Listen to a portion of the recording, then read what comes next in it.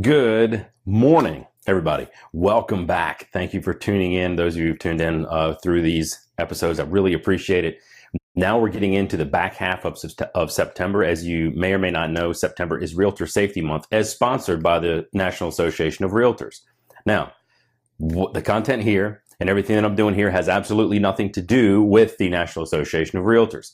I'm simply using the month of September as a way to spread the message and get this stuff out there. Today, we're going to get into some of the really cool stuff. Now we're going to talk about the guiding principles this week between Tuesday, Wednesday, and Thursday. And then next week, we're really going to get down and dig down into some of those easy things that you can do, those simple tactics, easy principles and procedures that you can do to help keep you safe that put all of this stuff together.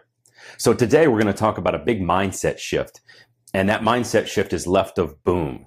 Now, you've heard me say this throughout some of the other videos and throughout many of the stuff that you can find on my YouTube channel. But what we're talking about here today and how this applies is we're really going to go dig deep into why left of boom is so critical and how it ends up if you don't do things properly. And that's where we don't want to be, right? And this is not about doing tactical things or, you forgot to do this or you forgot to do that. This is about staying far to the left of boom. So let's get right into it. What do I mean by boom? What is this boom that's happening?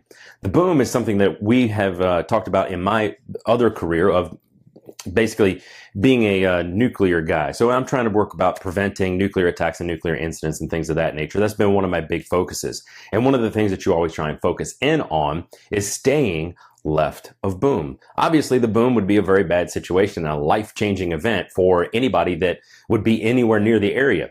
Obviously, a nuclear attack, a nuclear weapons incident would be it's a life changer immediately. So it doesn't really do us any good to try and focus in on what we should do after the fact, because we should put most of our effort before the fact, before the boom, not after the boom. Everything is to the left of boom. If you've ever seen those Gantt charts, it's kind of how we came up with this idea. And it's not it's been around for a long, long time before I joined the military.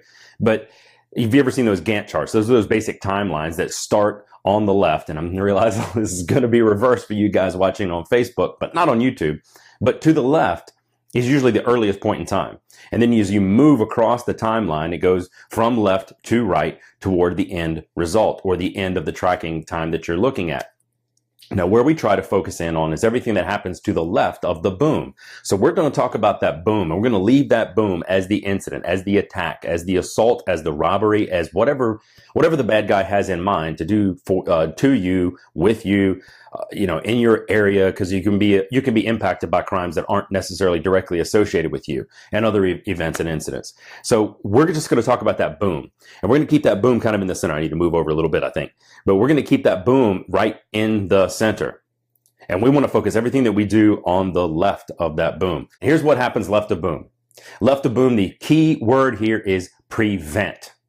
And then on the right hand side, the key word, well, there's two, and that's recover or rest in peace. Because there's no other options on the right of the boom. You're either recovering or you're dying. There's no two options about that. So I have a little acronym that I came up with that is that helps you remember what those things are to focus in on the left of boom. And that's you are paid to live. Paid, P-A-I-D, is how I break this acronym down. It's prevent, avoid, impede, and deter. Now these are kind of fancy terms, and I'm going to get down into each one of these as we go through. But the basic idea is these four things that you have that are main focuses on the left of boom. All of them, every single one of them ends and results in you living for another day. Nothing happened. No boom, no event, no incident, no assault, no robbery, no rape, no anything. Nothing happened. So you want to focus on these four things. You get paid to live. Now, once you move on the right-hand side, it's not as pretty over there. So this one is you defend to die. Now, there's not as many acronyms. That's not really an acronym on that side. Paid to live on the left side of boom, and it's defend to die on the right-hand side. Because once this incident has happened, your main response and reaction in all cases, in military cases and every other case, is to defend yourself in some way, shape, or form. A lot of people defend themselves by fighting. A lot of people defend themselves by running. But nonetheless, one of two things happens when the boom has happened. One of two things happens. You either defend yourself successfully and you move on to a recovery. You have to call the police. Now you have an assault, you have a rape, you have a robbery, you have whatever the thing is. You've defended yourself successfully, whether it's denying or defeating the bad guy. You've actually, beat him up or done something like that. You shot him, you did that. This ends in a recovery. But the other track down here doesn't go so well. You're not able to deny. You're not able to defend. And this results in you dying. You're dead. You're done. So, as you can see, everything that is left of boom ends in live. Half of the things on the right-hand side of boom end in living. But the event has already happened, so you start into a recovery phase. And believe me, there is a recovery phase. If you are the victim of an attempt at anything, or an actual anything, or you've successfully defended yourself, even if you have successfully deployed a weapon and fired back, for instance, and shot your assailant and killed them or wounded them or done something, your life has changed from that moment on. From that moment, your life has changed, and it is irreparable, or irreversible, I should say. Because once that event has kicked off, that is where you are going. You are going either the route of recovery or you're going the route of rest in peace. That's it. You don't have options beyond that. Now, that's very extreme when it comes to things that aren't necessarily life-threatening. But if they aren't necessarily life-threatening, that means that the responses that you have over here are even fewer. They get to be even fewer. Now, once you focus in on the left of boom stuff over here, left of boom can go way, in this term, way off screen. It can go way down here. It can be things that you don't even notice or you don't even think about that are happening on this side. That's left of boom stuff. Right of boom, you have a very short window after the boom, after the incident kicks off, after the event, after the assault, after the robbery, after the bomb, whatever. You've got about this much time in order to make an effective recovery and start heading down the path of recovery. But if you don't, and if you don't make those critical decisions, those critical actions, not just decisions, but actions, your path starts to go this way and it leads to funeral. That's the unfortunate truth about it.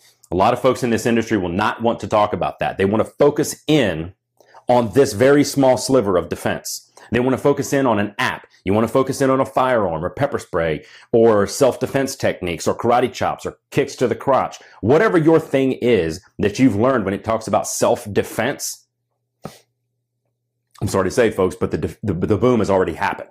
Once you have moved down to the defend yourself, the boom has already happened, and you have one of two choices.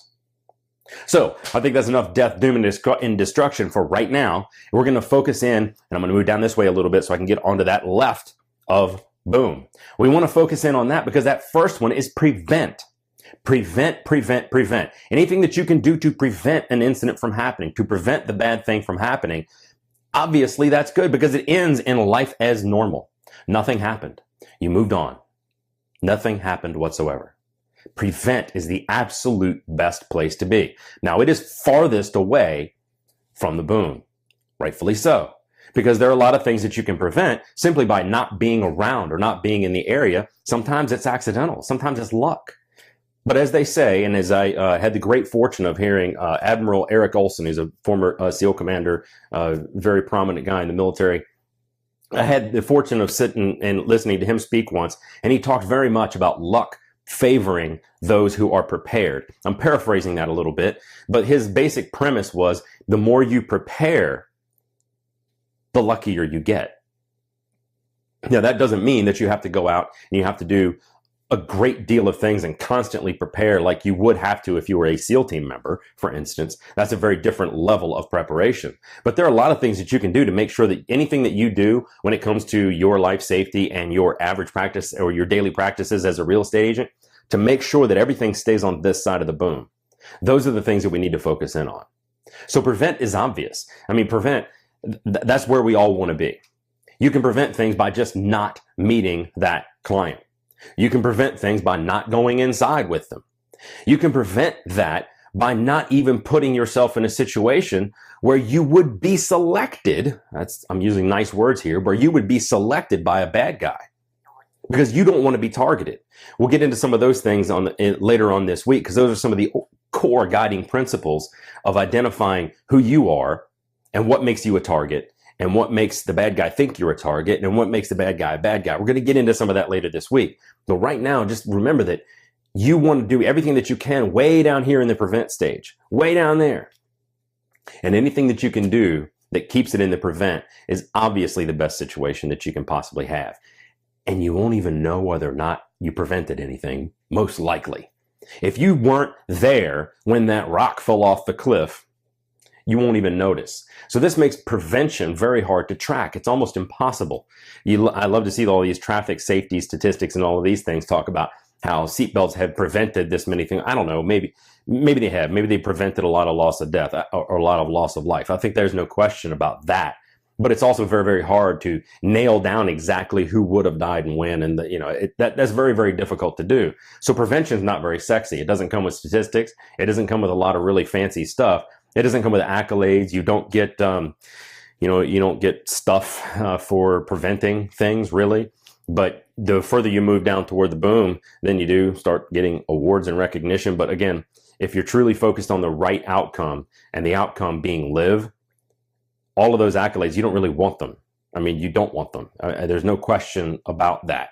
Anybody who is, we used to call them cab chasers. That's the combat action badge chasers. And these were guys who would look to go out on missions who weren't normally associated with going outside the wire. And the guys who were cab chasers were the ones who would try and tag along on your mission so that they would get into a situation where they could submit the paperwork to get themselves a combat action badge. Obviously, those individuals who fall into that category are very highly frowned upon by most in the military, especially the ones who have put themselves in harm's way. Cab chasers are a very, very bad thing. So those are guys who are focusing in on right of boom, and they hope that they can apply left of boom tactics and left of boom strategies in order to keep themselves safe once bad things happen. And then they want to get an award out of it. And that is, to me, the most twisted way that you could possibly think about things. I go outside the wire, and the only job I have, the only mission I have, is to bring everybody back home. Period. No questions asked. That's what I'm doing. I don't want to get in a fight if I don't have to. Well, mainly because that wasn't our job. We weren't door kickers and actually going and taking the fight to the enemy. We were trying to keep people safe as we moved in and around Baghdad. Dangerous enough. Certainly not to the level of what the door kickers were doing. The funny thing about the military is there's always somebody who did more and there's always somebody who did less. That's true throughout history. But cab chasers and anybody who's focusing it on getting kind of accolades and rewards for things that they've done down here, or processes that they've created, or it really bothers me when you see these apps and these training programs that focus in on this stuff, get all these accolades and all this money. Oh, this is the greatest thing that has hit realtor safety since blah, blah, blah, blah, blah.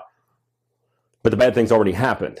The bad thing has already happened. There's Guard Llama, there's Be Safe, there's all these different things out there, and all of them are only effective up to the point that something bad happened. They're only effective afterwards. They only do what they're supposed to do afterwards. Some of those that do the pre-screening and those things down here could possibly contribute. But the reliability of those things and the software and the databases and the things that they use to do background checks and those things of that nature is very, very misleading.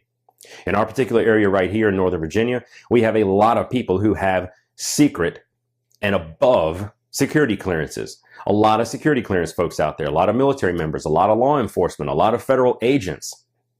They're typically not people you're going to find on Facebook and social media and things like that. So these systems that go out there and search these databases to see if this name matches up with all these different profiles out there, it may come up with nothing, but just nothing, absolutely nothing, because they are deliberately keeping a low profile because of the nature of their job and their desire to keep their families safe. That's real. So in this area, those types of things that do those pre-searches is largely ineffective, because you can have a bad guy and one of the most trusted people within the United States government looking about the same on the scale of, I can't find, there's no social profiles, it doesn't match up, this email doesn't exist anywhere else. Well, they're doing it on purpose. So is the bad guy, so is the good guy. But the good guy is doing it on purpose to keep his family safe. The bad guy is doing it to keep out of jail. And unfortunately, these software programs cannot tell the difference. So I apologize about that. I got off on a rant on those types of things, but I think they're a scam. I think they're terrible. They can add to existing procedures, guidelines, and things that you already do, but they are not in any way, shape, or form to be relied upon.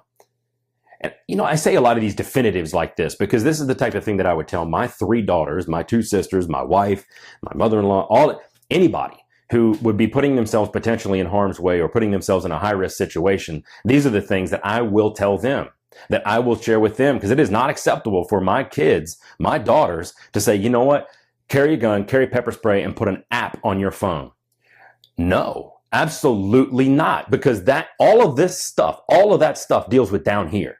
Be sure to tell dad where you're going. Yeah, that's great, honey. I appreciate that. But then what am I going to do when you don't show up? Am I going to come in guns a-blazing myself? Am I going to call the cops? What am I going to do? I don't want the boom to happen to those who I love. So that's why I make these definitive statements of you. That is a huge mistake. You are not, my kids are not to use an app as their primary means of safety.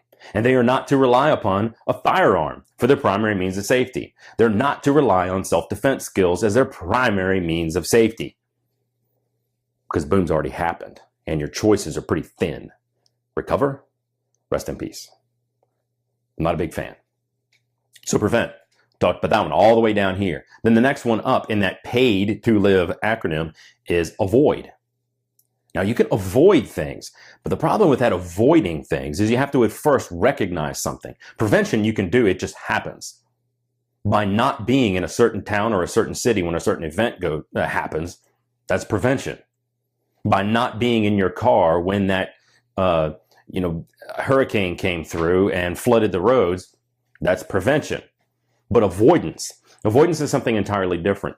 In order to avoid something, you first have to recognize that something needs to be avoided.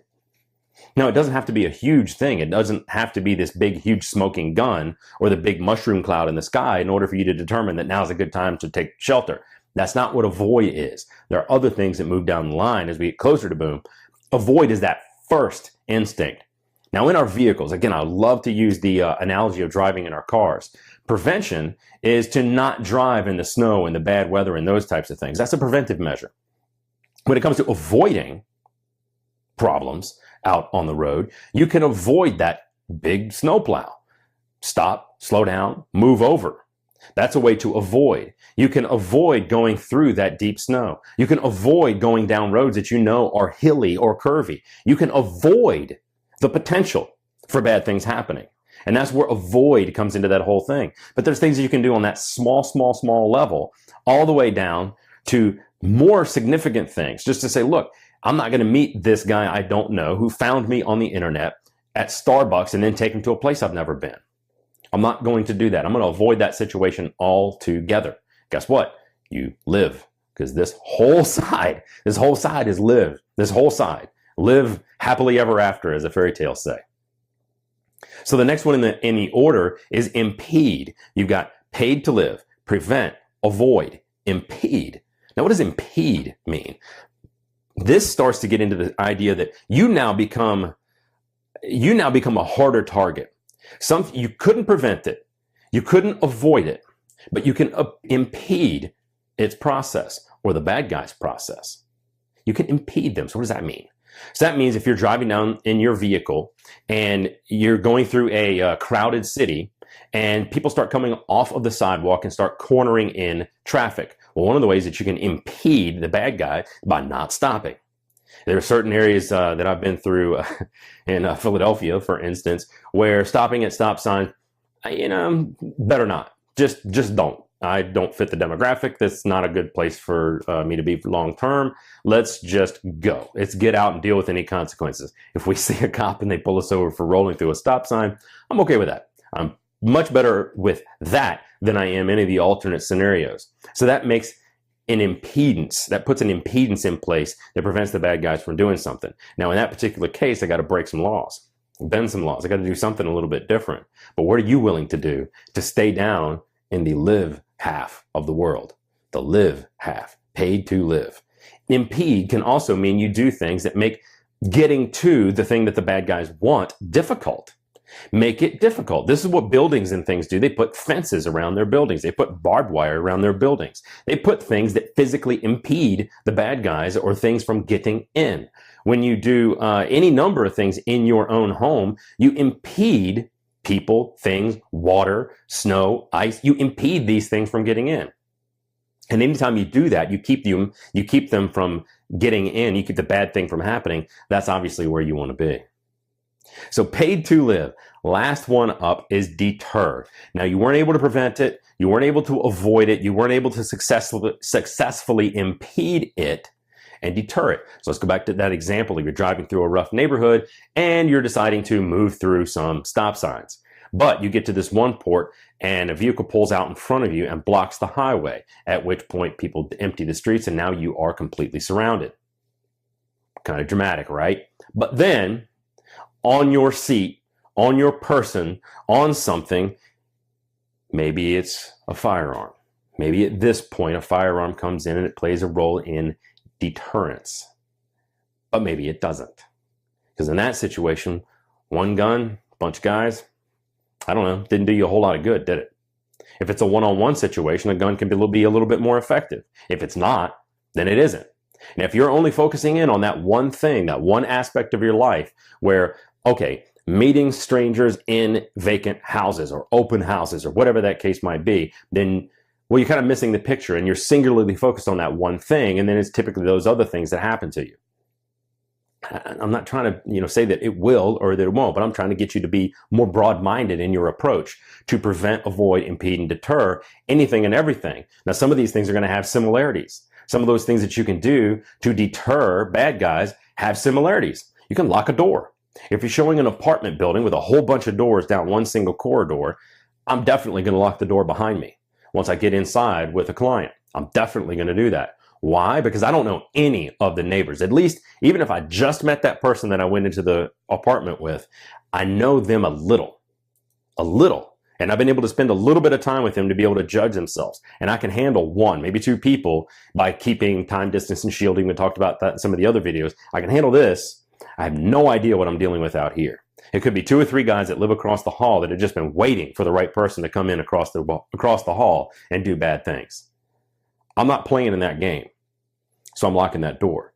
In a more rural area, I may not lock the door because I may want to be able to get out quicker. And maybe that's my biggest thing because I'm not worried about anybody else coming in. I'm worrying about my ability to get out.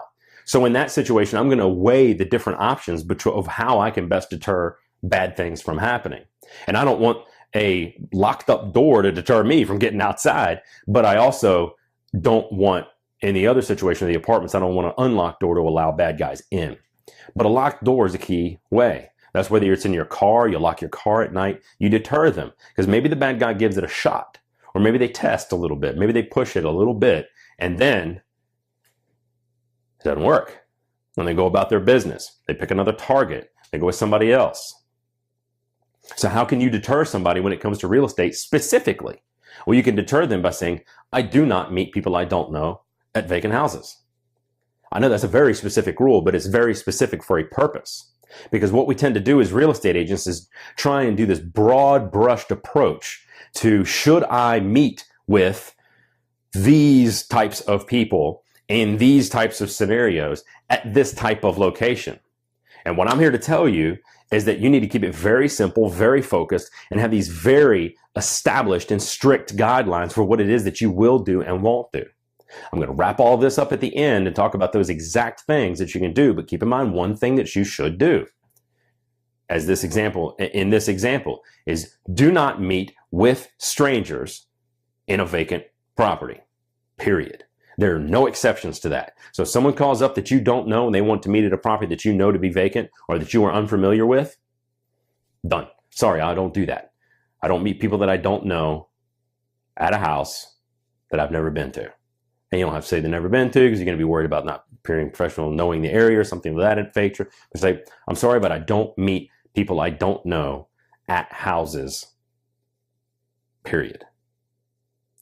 I can meet you here. I can meet you there. I can do this. Again, remembering all the stuff I've been putting out there about how meeting at the office and checking IDs and all that stuff is ineffective. But you can have that hard and fast rule so that I don't do it. You can say that I don't do it unless so-and-so is accompanying me. And you tell the bad guy that. And don't say your friend Mildred, your friend Margaret. Don't do that, because just don't. I mean, there's a lot of different reasons to do that. One, you don't want them to try and look up and Google search their friend that you said that you're bringing, this other agent, and then they find out, oh, good, 2 victims. You don't want to do that. But you can do other things. And you say, well, good, look, I don't meet strangers, people that I don't know, at vacant houses. So what I want to do is I'm going to make a notification call to my broker. I'm going to make a notification call to this person. And I'm also going to let the police know that I'm kind of going to be in the area. I mean, if you said that actually, and what are the chances you think that bad guy's going to want to meet with you if you say, well, look, I don't do that unless I can talk to law enforcement at first, because I'm just going to ask for a courtesy drive-by while I'm in the area. Right?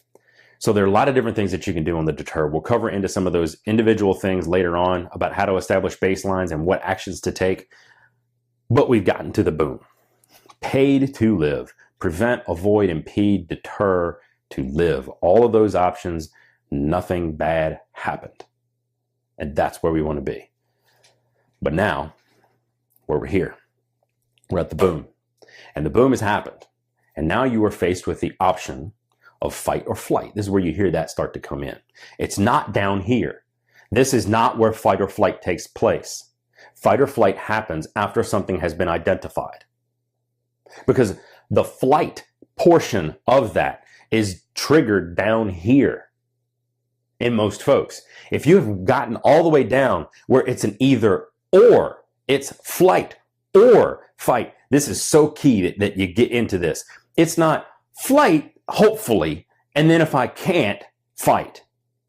It is an or. It is fight or fight. And that's why it's down here at the boom or right of boom. Because something has already happened. Something bad enough has already happened.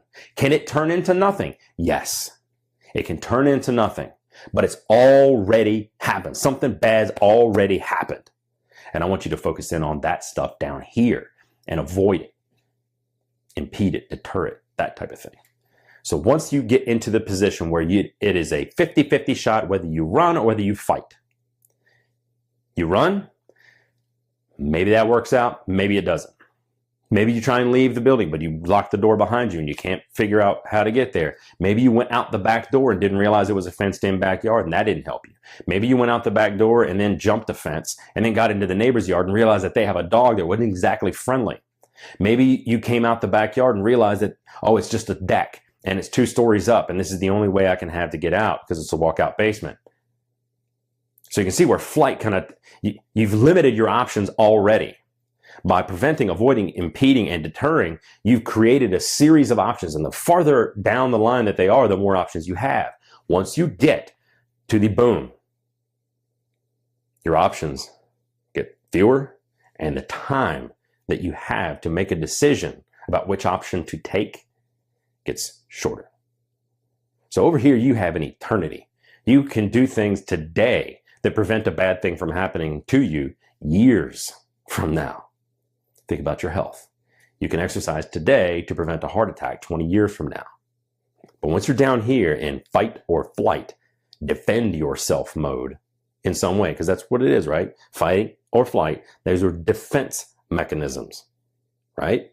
So, defense mechanisms. You flight, you decide to flee. Maybe it works out, maybe it doesn't. If it doesn't work out, you've gone down that path to rest in peace. If it does work out, you've gone up this path to the recover option.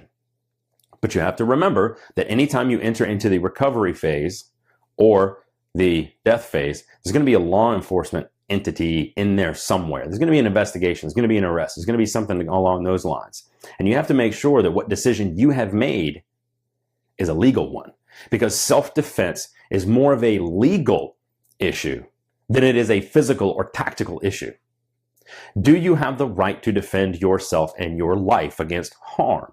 Yes. but not using every method out there. And how far do you go? We've all seen these scenarios play out where the good guy attacks the bad guy and takes it too far. They were just trying to take your purse and you gouge their eyes out. That more than stopped the threat, but you took it to the next level. That means now you are in a legal problem. Whether you recover from that or go down the other path, well, that's to be seen. But I can tell you that when you choose wrongly to defend yourself and execute those things wrongly or take them too far, now that third option right down the middle, recovery, death, jail.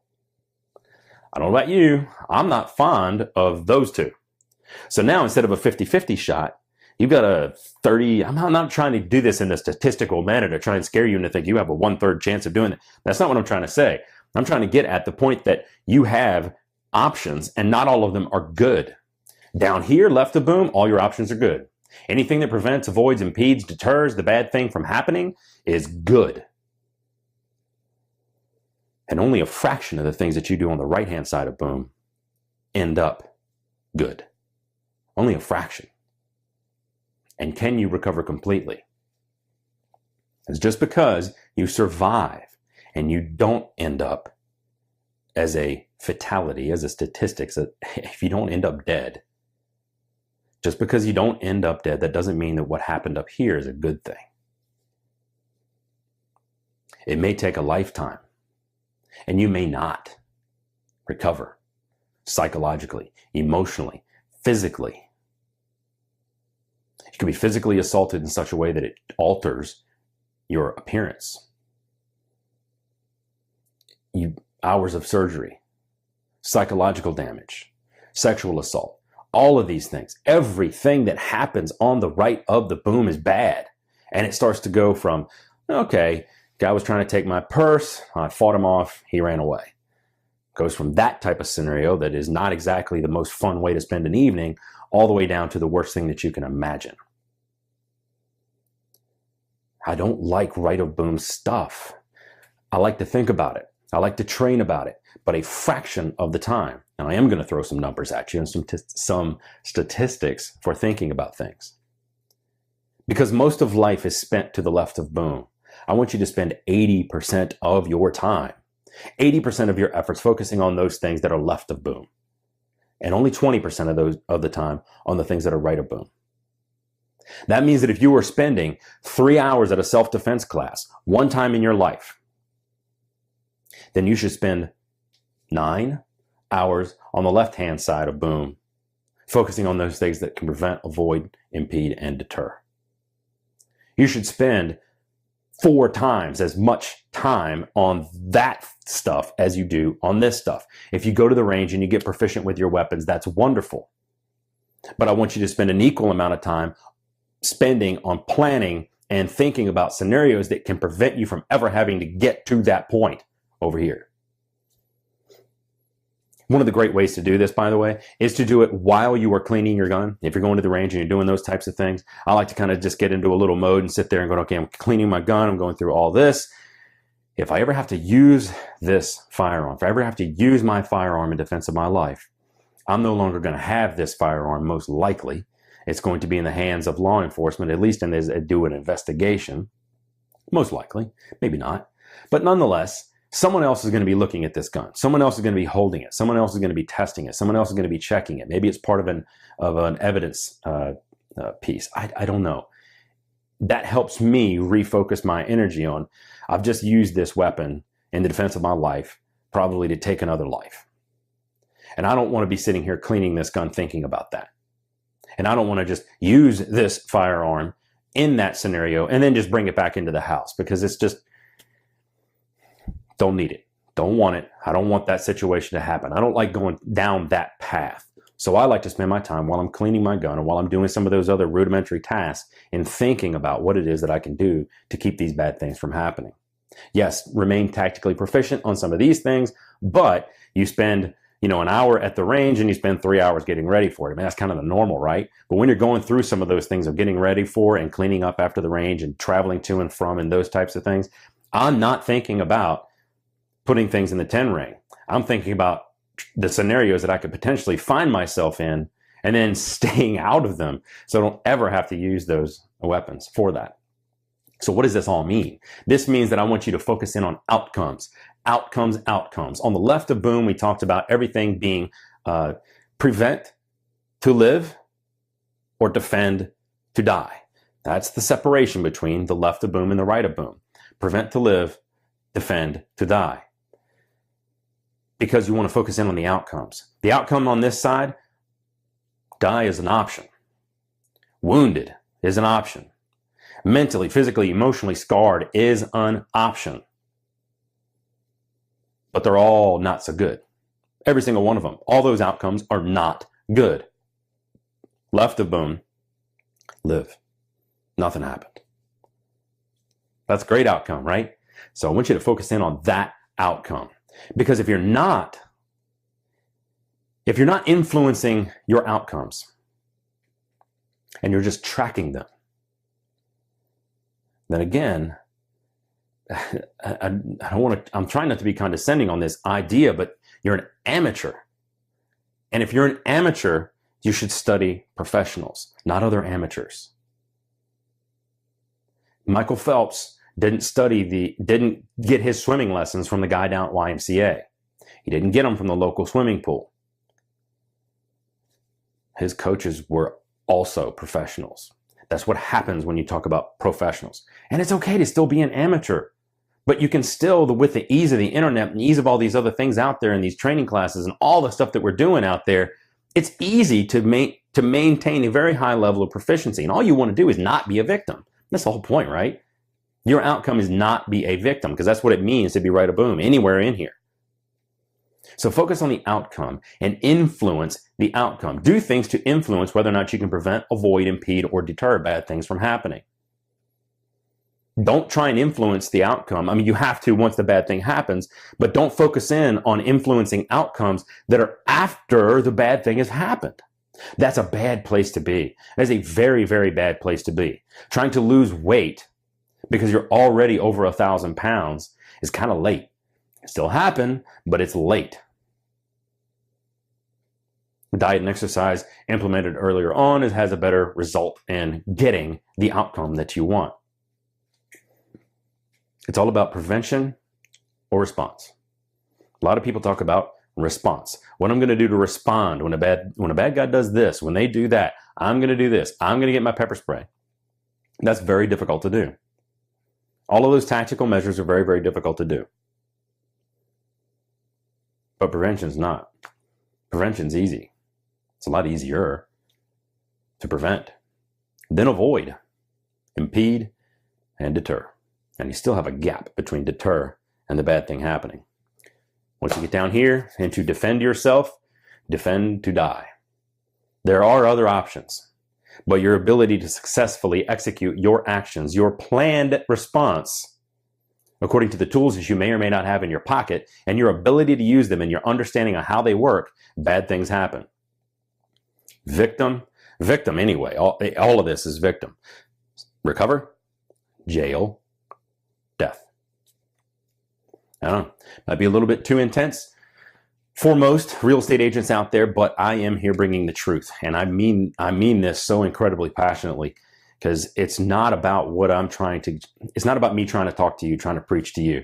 It's just that if I see things that are out there that are so inherently incorrect, that people are doing them so wrong, fundamentally wrong, that's one thing. But when you're consistently and repeatedly being taught and trained to continue doing those bad things, and in fact, doubling down on them, I can't help but just get fired up.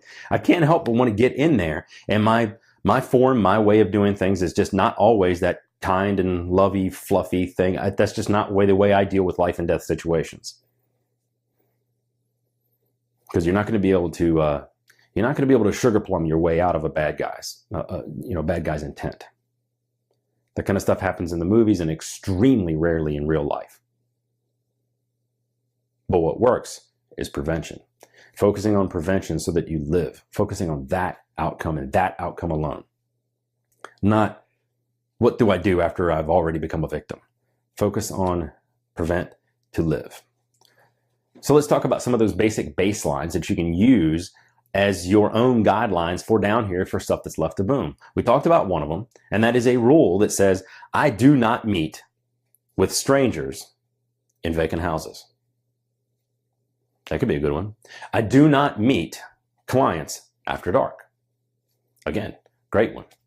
I do not meet with strangers that I do not know until they have at least talked with my preferred lender.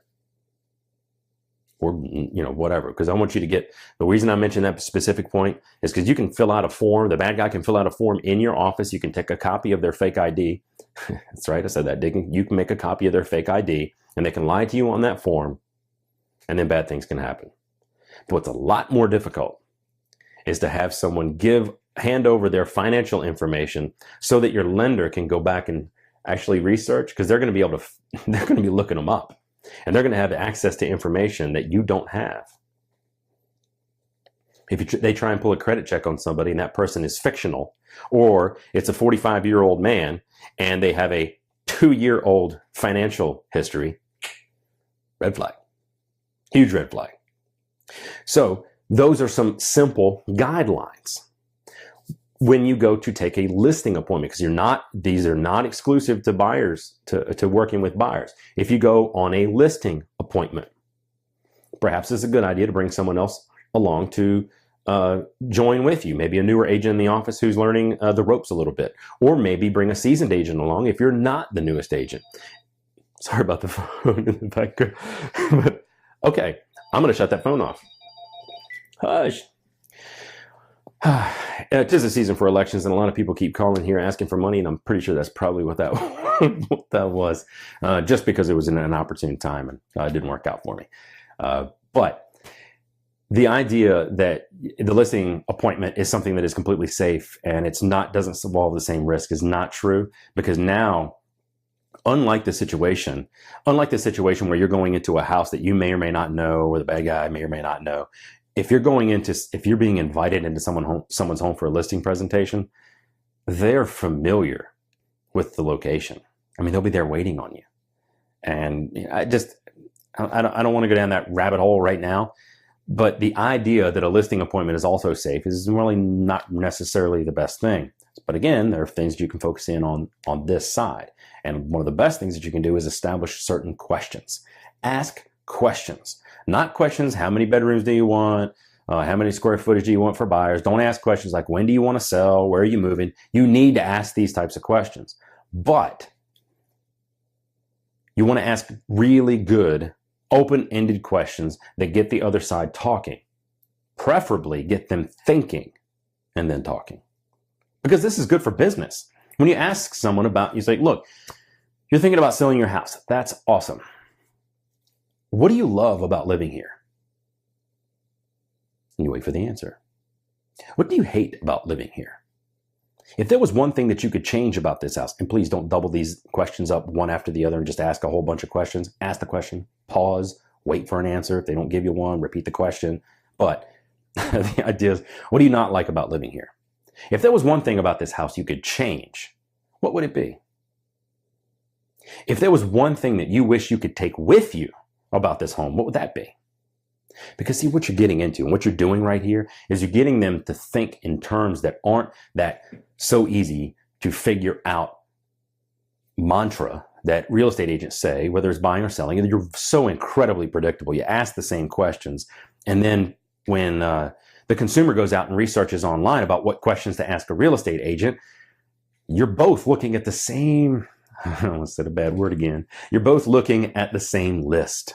You're looking at the same list of questions. So it's really easy for a bad guy to prepare answers that seem well thought out and brought in and act their way through this whole scenario to get you off guard and get you to drop your defenses in order to get what it is that they want. And you want to keep them on their toes, not the other way around. And I'm not talking about coming in and controlling the meeting, because look, believe it or not, you control the meeting and you control the agenda when you ask questions, shut up, and listen to the answers. You're actually in control. You are. Because you get to ask the questions that get the answers out, that helps the client think about what it is that they're trying to accomplish. Maybe they haven't. So, other questions you can ask a seller. Have you thought about what happens if this doesn't sell? I'll say this, that's probably a little. Have you thought about what happens when your home doesn't sell? I didn't say if, I said when. Because you don't know, and I want them to think about that right off the bat, because it could happen. What do you do? What time frame would be unacceptable for you? And then they'll probably give you a time frame. What is it about that time frame? And you ask those open-ended, preferably what and how questions. And that works for buyers, that works for sellers. What is it about this area that you like, that you find appealing? What is it about the school district here? What is it about the traffic? What is it about this location? What is it about where you're asking me to go show you? How about other areas in the neighborhood? Have you looked at any of those? How do you picture yourself living in this home? What do you picture doing? What's the first thing that you would do when you came into this house? Would you want to paint? Would you want to replace that? Would you want to fix this? And get them thinking. And if they stumble through these questions, that's obviously a bad thing. So ask questions, but have strict guidelines for who that you will meet in the scenarios that you will. Have strict guidelines, ask great questions, and then you have to take action. Not think about it, not talk about it, not, well, next time I'll do this, or next time I'm going to do that, or okay, just this once, I'll make an exception. You need to take action. You've set the guidelines, you've asked the questions, now take action based on what you get. If you don't get a nice warm and fuzzy and you feel like the bad guy or the people across the table from you are leading you down a funny path that feels wrong, feel free to say so. But more importantly, I'd rather you take action. In that, you start to hear some answers with a buyer that you don't like. You go, look, I apologize, but all of this isn't quite making sense to me. And I'm not quite sure what it is that you're looking for in a home, in a neighborhood, or in an agent. So until I can really kind of figure that out, I would ask that you go back and revisit your situation. I'm going to leave you with a couple things to consider. And I think that we would be better off if we pursued this tomorrow, in a couple days, or how does next Friday work for you? And go down that path. I'd rather see you take that action than to just sit there and go, this doesn't feel good, this doesn't feel good, but I'm going to keep going, I'm going to keep going, I'm going to keep going, I'm going to keep doing this, even though you know that it's not the right thing to do. Take action. So then you ask a whole bunch of different questions, and the answers, why are they so nervous? Why are they so jumpy? What is going on? Why do they keep looking over their shoulder? Well, again, you can ask them, which is definitely an action. It's like, are you okay? Everything okay? Because you seem very distracted. I mean, that's okay to ask people, right? You know, you can do it in a kinder, gentler, sweeter manner than I probably could. But again, I'm trying to get to the point. If I've never met you before, I'm trying to feel you out, because my job is real estate. My mission is to go home every night. I'm coming home to my daughters, 3 daughters and a beautiful wife. I'm coming home to them, period. And nothing, no check, no house, no contract, none of that is worth it. I've been there and done that in some very dangerous places and done some very dangerous things. And I'm still here, thanks be to God. I am not going to do anything for a house. This was for God and country. This was an entirely different animal what I'm willing to do to put my life on the line. Real estate doesn't meet that test. It just doesn't. There are no real estate emergencies. There is no life or death situation involving real estate. Okay, sure, it might be a storm, might be a tree fell. That's not real estate. That's a very different issue. That's a public safety issue, not a real estate issue. So I want you to stay safe. As safe as you can. Because remember, safety is not a destination, it's a way of life.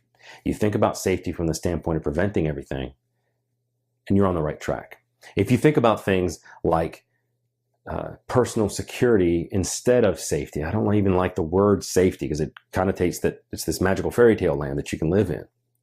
Once you get to the point where prevention, avoidance, impedance, deterrence, once you've worked on those things down here, then you move down the line and you run into a personal security issue. The closer from deter really to defend, you run into a personal security type of issue. What are you doing to deter bad things from happening?